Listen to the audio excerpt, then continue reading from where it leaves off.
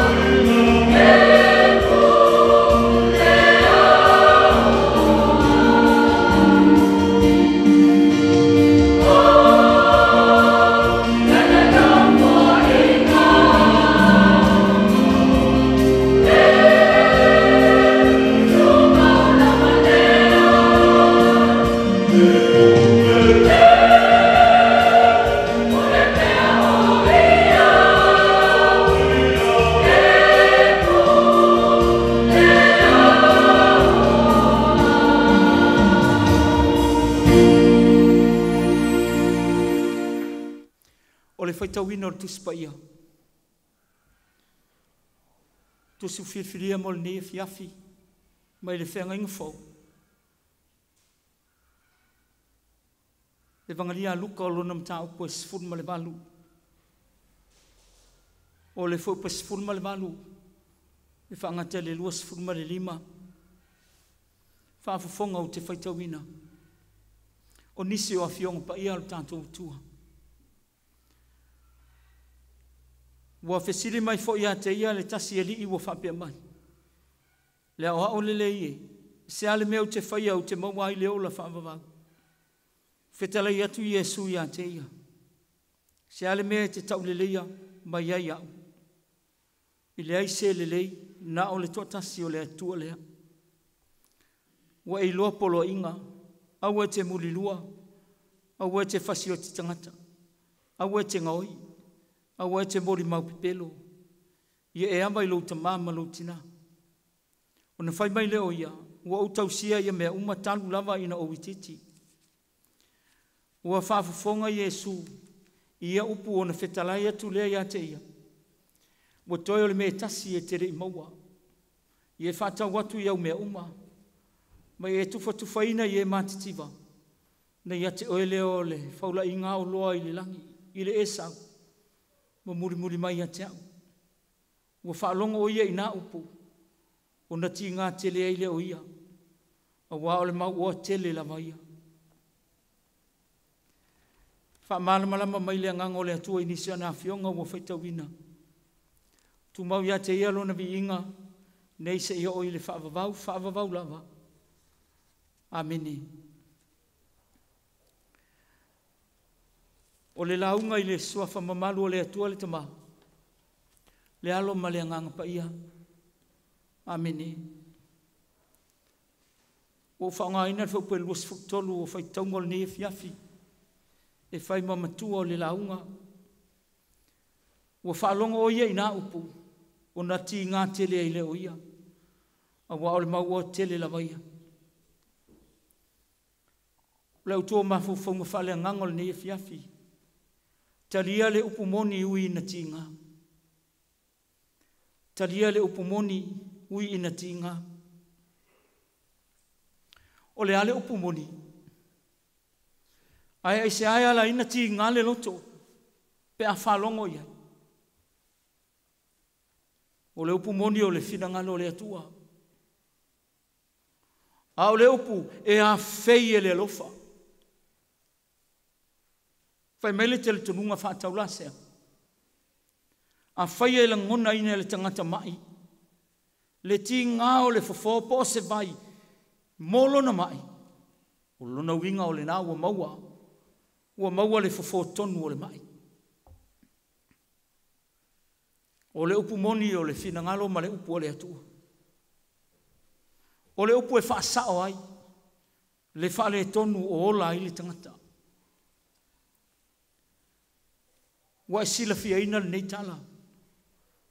Le tala i le li maua pe on whamawine luka. Pe ta i le whai mai fwoi mātei o le tala lea.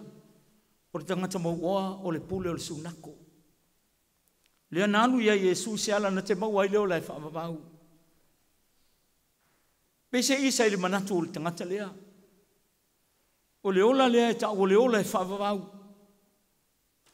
Po se mea e mawhai o na whatawina i le tamau ainga. Ia po se mea foi. E mawhai o na tau i eire tangata. E tausi le lei tu la fono. Walatu walau ia i Yesu. Nisi o tu la fono. A silisila i tu la fono ia na ufeitawina. O le tu la fono i le vātangata.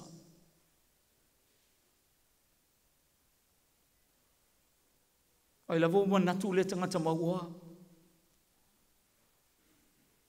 E tusa o le saunuanga Yesu i tu la fono. A ua ia te ia la le mea lea.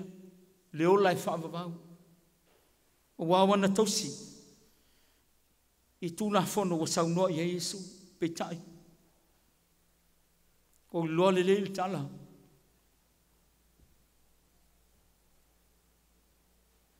E le tausingo le tu la fono. Ai leo mawhai o na whaatino. Le fusi o le tula fono o le alofa. Te le foi kerisiano whaapea. E atama mai le tula fono. Ai whaingata te leo na whaatino.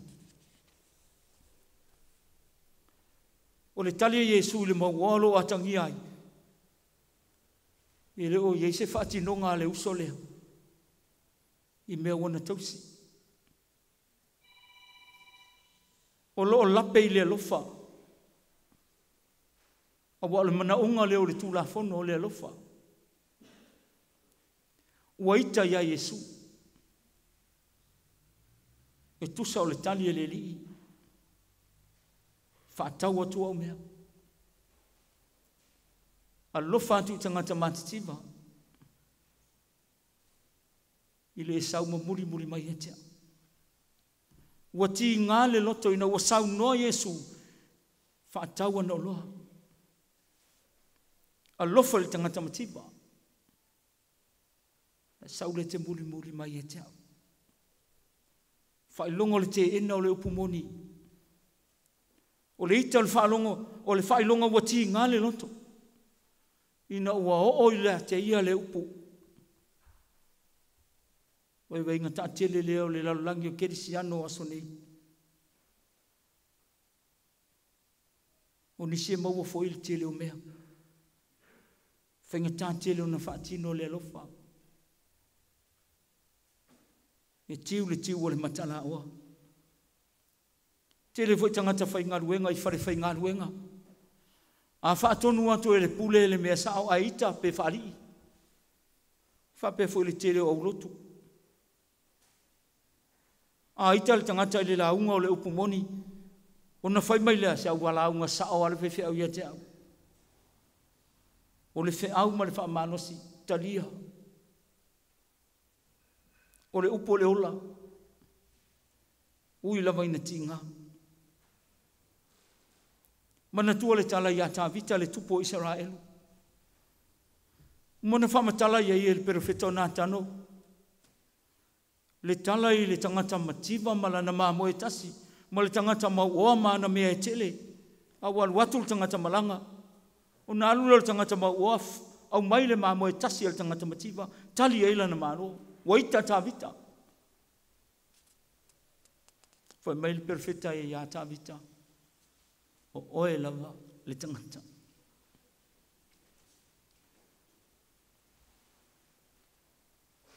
O le tala mana ia. Foi mai upo le tupu. Wa wanga sala lava i leli. Wana talia le upu ui na ti ngā. A wana talia le upu moni o le upu o le alofa. A le teimi lava tātou te talia i le upu moni. Samoa, i tu waso na o le alofa e le mawai o le atua. Te ena e taitai o Iuteia. Le ngalu e ngā Iesu. Le alava nei uai lona maliu. A o lona toitu o le taunu unga lea. O i lato uma o e whaalongo matalia. Lana upu. Mana tua foi le au la fonga. E ngoi a sakai. Na whesanga i loa ma Iesu. Ma le saunoanga Iesu ia te ia i lona whale. Whamai ai o le au tufa tuwhi nātu. Au mea uma mai matitipa.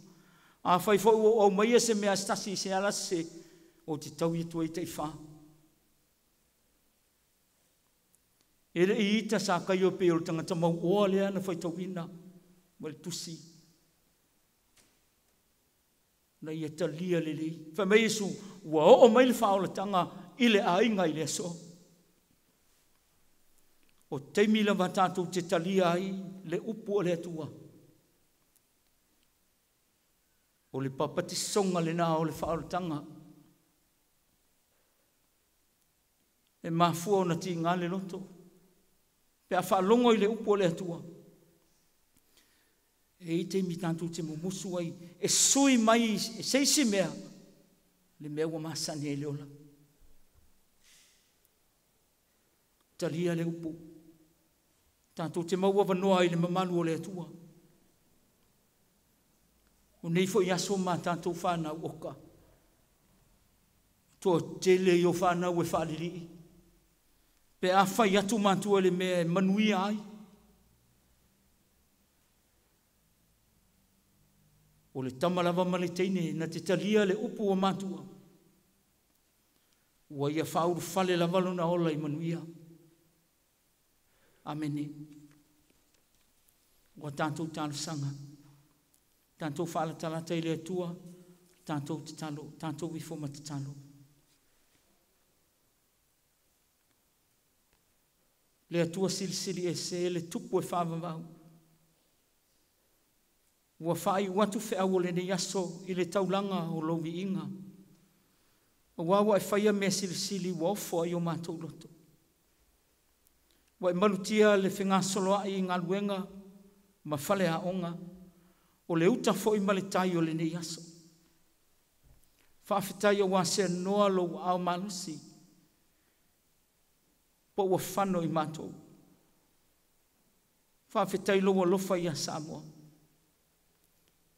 Whawhitai lau tau singa I whanau ma ai ngā umo Samoa ia tunu e mamao. Wa e whawhanga ina I mātou iou ta mao ai ngā wale ngata I le tino. Hao le mawhau whau ma le anganga. Whawhitai le poto ma le manosi. Sa whaia I o mātou tiute ma whiau le ni aso. Whawhitai a wafionga o le suru e malama ai lo mātou poingsa. Whawhitai lo wanganga pa ia. Se anoa lea mātou te le mawhaia lava se me tasi. E le titi le mātou whawhitai tama. Le tongi ola na e saunia e ala I lo walopele to tasi. O le na maliu ti ngā matoe tū manu malo. Mo le lalolangi ang sala. Tu maua tuia I lawa fio lo lava vi inga. E o le whaavavau. Ua fuli mai le tua o le nei aso. Ia mātou whiau mga ruenga. A lo whaasanga mai a mio. Mau mātou whale tonu. O whale tonu a tele na ua. Wa e sila fia ta mahalo mātou le wha maoni le nei aso. Wa mātou to I lalo I le wha vai ma le wha mawalunga. Wa le maua fo I sauvi inga ia mātou ngā luenga ona o le manatu mā I lau tō whinga. Mātou te ena oe le atua. Ai whai le I loa le tangata. Le atua whaafafonga te tālo e sila alo whamai. Whamangalo Samoa ma lau whanau umai le lalulangi. A vea ia le maliuti ngā ma le toi tū manu mā lo mātou whaola. Ma ngalo I mātou.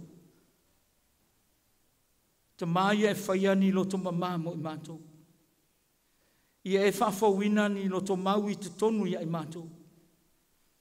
Na ia maua ai le vi inga I te tau mō lau fio I mea uma mātou te whai. Whaamanuia mai le whai ngā māloa Samoa. Whaamanuia mai lana palemene.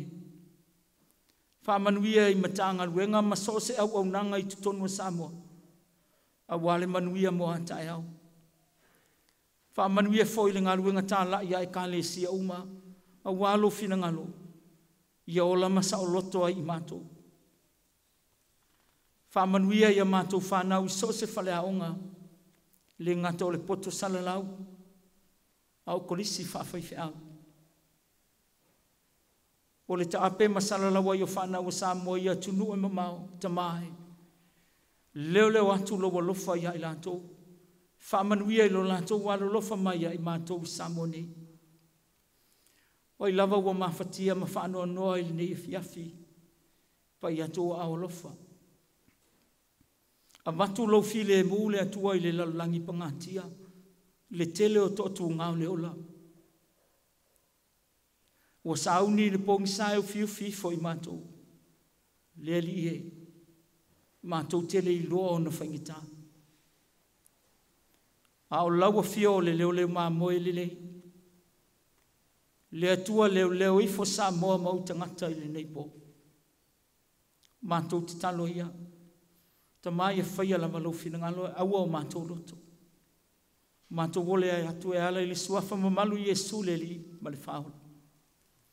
A le manuia ma le file mua la ua fio le atu o le tama. Le lofa winga ese o Iesu lo mātou whaola. Ma le mawhitanga le mawai ma lo nganga pa ia. Tu mau mai o mātou runga ma lunga o lau whana umai le lalangi. Nei se ia o I le whaavavau lava. Amene.